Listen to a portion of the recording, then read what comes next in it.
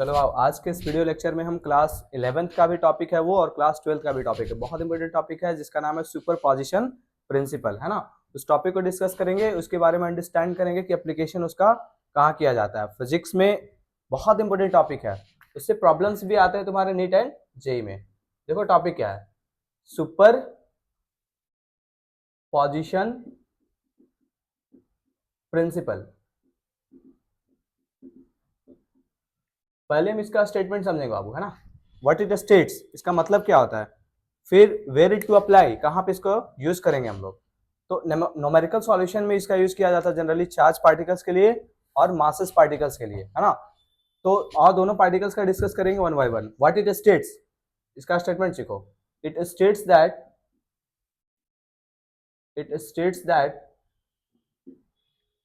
The net force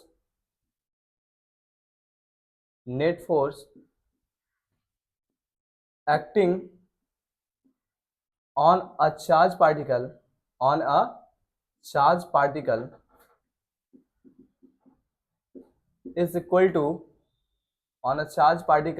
is equal to the vector sum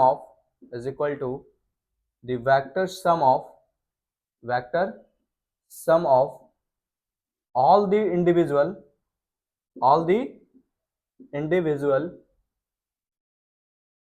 forces acting by charged particle around it,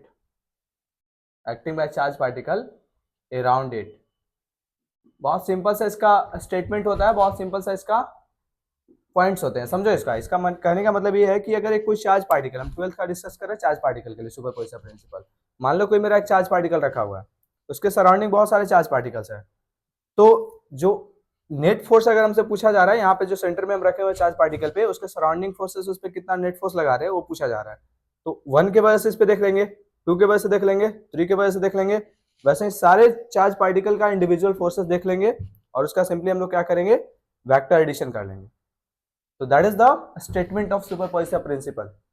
individual force निकालो, then use the vector to find the net resultant force acting on that, है ना। इसका एक और छोटा सा point होता है, उसको समझो। इसको हटाएंगे हम। देखो इसका एक स्टेटमेंट और होता है, क्या होता है बाबू, देखो। द प्रेजेंस और absence of one charge does not affect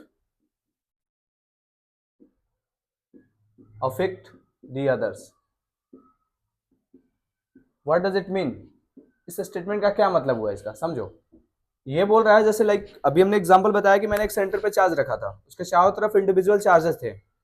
मान ले कैपिटल Q मैंने यहाँ पे रखा हूँ, Q1 Q2 Q3 Q4, बहुत सारे चार्ज पार्टिकल उसके चारों तरफ है। तो जो Q1 लगा रहा है कैपिटल Q पे फोर्स और Q2 लगा रहा है कैपिटल Q पे फोर्स, वो एक दूसरे से कोई अफेक्ट नहीं होगा। सपोज कि Q1 लगा रहा है 2 न्यूटन, Q2 लगा रहा है 3 न्यूटन, एज्यूम करते हैं हम। तो जो Q1 और Q2 का फोर्स है 2 और 3, एक दूसरे से अनअफेक्टेड रहेंगे। मीन्स उसका रहना या ना रहना एक दूसरे को इम्पैक्ट नहीं डालेगा। That is the meaning of this point. The presence और absence of one charge does not affect the others. एक रहे या ना रहे, इंडिविजुअली फोर्स आपस में लगता रहेगा, यही पॉइंट था। चलो डायग्राम बताते हैं इसका और क्लियरली समझोगे क्या मतलब था। देखो डायग्राम ये बोलता है बाबू, suppose we have a charge capital Q and कुछ चार्ज पार्टिकल इसके चारों तरफ हम कंसिडर कर रहे हैं, Q1 Q2 Q3, ऐसे इंडिविजुअल 3 चार्ज लिए हैं। मान लो बस 3 ही लिए हैं। यहां से यहां तक का डिस्टेंस हमने कंसिडर किया R1, ये मेरा है R1, ये मेरा है R2 और ये मेरा है R3। ये 3 डिस्टेंस दिया हुआ है हमारा, इसके बीच R1 है, इसके बीच R2 है, इसके बीच R3 है। हमने क्या बोला कि हमें सुपरपोजिशन प्रिंसिपल क्या बताता है कि एक का फोर्स जो है निकालो इस पे, दूसरे का फोर्स निकालो इस पे, और तीसरे का फोर्स निकालो इंडिविजुअली। इंडिविजुअली का मतलब होता है अलग अलग निकालो, और निकाल कर सिंपली वेक्टर एडिशन कर देना। What we want the net force on this, we want the net force on this capital Q. तो सबसे पहले हम क्या लिखेंगे, force on capital Q due to Q1। Coulomb's का क्या बोलता है, के क्यू बाई R1 का होल स्क्वायर। पहला वैल्यू मिल जाएगा हमें, इसका मतलब है force on capital Q due to Q1।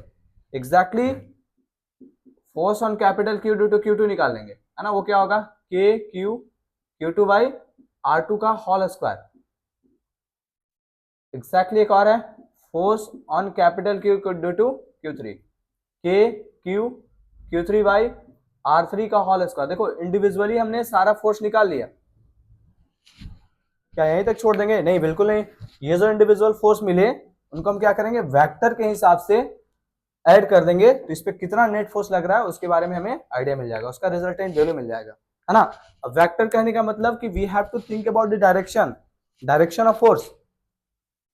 ये मैग्नीट्यूड था, अब डायरेक्शन किधर लग रहे हैं वो भी हमें डिस्कस करना होता है। बेटर ये होगा कि एक एग्जाम्पल क्वेश्चन करेंगे और समझेंगे। देखो तो यहाँ पे जो रिजल्टेंट होगा, रिजल्टेंट ऑन कैपिटल क्यू जो होंगे वो इंडिविजुअल फोर्स के वेक्टर समेशन के बराबर होता है, ये प्लस क्यू ऑन ये, इसको हटा दें। Q1 जो कैपिटल क्यू पे लगा रहा है, Q1 जो Q2 जो कैपिटल क्यू पे लगा रहा है, Q3 जो कैपिटल क्यू पे लगा रहा है, तीनों का वेक्टर समेशन होता है, यही सुपरपोजिशन प्रिंसिपल होता है। What is this, net force on capital Q, net force on capital Q due to individual charges around it. Vector के हिसाब से हम लोग ऐड कर देंगे। Now come to the examples, एक एग्जांपल लेते हैं, ज्यादा क्लियरली समझोगे, है ना। न्यूमेरिकल्स ले लेते हैं। देखो बाबू, एग्जैक्टली जैसे हम चार्ज पार्टिकल के लिए डिस्कस किए हैं वैसे ही मास पार्टिकल के लिए भी होगा। मास has gravitational field, charge has electric field. तो जब मास पार्टिकल होंगे तो उस पर ग्रेविटेशनल फोर्स लगेगा, चार्ज पार्टिकल होते हैं तो क्या होता है, वहां पे इलेक्ट्रोस्टैटिक फोर्स लग रहा है। तो ग्रेविटेशनल फोर्स भी ऐसे ही निकालेंगे। मान लीजिए यहाँ पे एक मास हम रखें कैपिटल एम, उसके सराउंडिंग में बहुत सारे मास पार्टिकल्स हैं। एग्जैक्टली जैसे हम लोग चार्ज की वजह से इंडिविजुअल फोर्स निकाले हैं वैसे ही मास की वजह से इंडिविजुअल ग्रेविटेशनल फोर्स निकालेंगे और नेट निकालने के लिए वेक्टर एडिशन कर देंगे। This is what superposition principle states, यही मतलब है इसका एक्चुअल। इंडिविजुअली निकालो देन उसको वेक्टर के थ्रू ऐड कर दो नेट निकालने के लिए। एक क्वेश्चन करते हैं, बहुत ऐसे से क्लियर होगा। नीट में क्वेश्चन पूछा जाता है इससे, नीट हो गया, जेई में हो गया, ये सब क्वेश्चन सुपरपोजिशन प्रिंसिपल एक इंपॉर्टेंट टॉपिक है। Suppose we have taken a question, what is that, कि find the net force acting on, find the net force acting on capital Q is equal to 1 coulomb as shown in the figure, as shown in the figure। एक figure दिया हुआ है, उस पे हमें क्या निकालना है, कैपिटल क्यू पे नेट फोर्स निकालना है। देखो डायग्राम कुछ ऐसा है, हमने सपोज किया कि यहाँ पे कैपिटल क्यू है मेरा 1 कूलम, यहाँ पे रखा हुआ एक चार्ज पार्टिकल Q1 2 कूलम का, प्लस 2 कूलम ये भी है ना। और यहाँ पे हम कंसिडर कर रहे हैं उसी लाइन में, यहाँ पे है Q2, वो कितना है 3 कूलम। सपोज डिस्टेंस है मेरा यहाँ से यहाँ तक 1 मीटर, और यहाँ से यहाँ तक भी है मेरा 1 मीटर, कंसिडर करते हैं 1 मीटर डिस्टेंस। होगा क्या बाबू, we have to find the net force on this capital Q. क्या करेंगे, इसके वजह से यहाँ पे फोर्स निकालेंगे, इसके वजह से यहाँ पे फोर्स निकालेंगे, और दोनों का डायरेक्शन के थ्रू वेक्टर एडिशन कर लेंगे।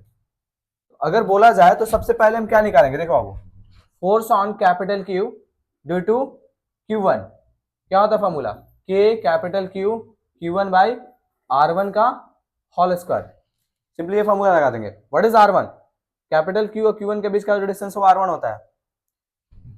देखा जाए क्या आ रहा है, के कैपिटल Q का वैल्यू 1 है, Q1 का वैल्यू 2 है, R1 मतलब 1 है बाबू, है ना। What is the value, simply 2 K आ रहा है। Force on capital Q due to Q1 मेरा 2 के आया। वैसे ही क्या करेंगे, force on capital Q due to Q2, क्योंकि दो ही चार्ज पार्टिकल है इसके चारों तरफ। अब इसको force on capital Q due to Q2, है ना, वो क्या होगा के क्यू Q2 बाई R2 का होल स्क्वायर। वैल्यू पुट करोगे तो के कैपिटल क्यू का वैल्यू बना, Q2 कितना है वो 3, R2 भी 1 मीटर है, डिस्टेंस कॉन्स्टेंट मतलब ऐसा है कि 1 मीटर दिया हुआ है, this is equal to 3K। ध्यान से देखना, हो गया मेरा काम। इंडिविजुअल फोर्स मैंने निकाल लिया, दो ही चार्ज पार्टिकल थे, दोनों का इंडिविजुअल फोर्स निकाल लिए। Now come to the point की डायरेक्शन किधर होगा, we have to find the net force on capital Q, तो we also have to think about the direction. तो नाउ देखो ये पॉजिटिव है, ये भी पॉजिटिव है, तो ये इसको रिपेल करेगा, ये भी इसको रिपेल करेगा, मींस एंगल इज 180 डिग्री। अगर डायग्राम बनाओगे तो यहां पे बनाते आओ, कैपिटल क्यू यहां पे हम रख रहे हैं 1 कूलम, एक फोर्स इधर लगेगा और एक फोर्स इधर लगेगा। वाई सर, क्योंकि रिपल्सन लगेगा ना, वी नो रिपल्सन। ये कौन सा फोर्स है, force on capital Q due to Q1, this is equal to 2K। और ये क्या है, force on capital Q due to Q2, this is equal to 3K। We have angle as equal to 180। Angle means direction, vector में angle का मतलब होता है direction. तो डायरेक्शन हमने देख लिया 180 डिग्री पे है, तो नेट फोर्स हमें निकालना है नेट ऑन कैपिटल क्यू। अब याद करो जब हम वेक्टर बात किए थे और डिस्कस किए थे कि अगर एंगल 180 हो तो रिजल्टेंट क्या होता है, बड़ा वाला में से छोटा वाला को सब्ट्रैक्ट कर देते हैं। व्हाट इज द बड़ा वाला वैल्यू, 3K, 3K बड़ा है ना 2K से, ऑब्वियसली 3K का वैल्यू बड़ा होगा, तो 3K माइनस 2K सिंपली कर लेंगे यहाँ पे। What is the value K, what is the value of K, electrostatic constant होता है K into 10 to the power 9 into 10 to the power 9, this is the resultant force acting on capital Q, or this is the final answer. This is how we deal with the questions why superposition principle। ये कहां से लगा रहे हैं, कैसे कर रहे हैं, हमारा सुपरपोजिशन प्रिंसिपल हमें सपोर्ट करता है कि इंडिविजुअल फोर्स निकालो, निकाल लिया मैंने, इंडिविजुअल फोर्स निकालो, निकाल लिया मैंने, फिर बोलता है कि डायरेक्शन को देखो, दोनों फोर्स का डायरेक्शन देखो, और इसके बाद उसको रिजल्ट ऐड कर लेना। तो with direction we find the resultant.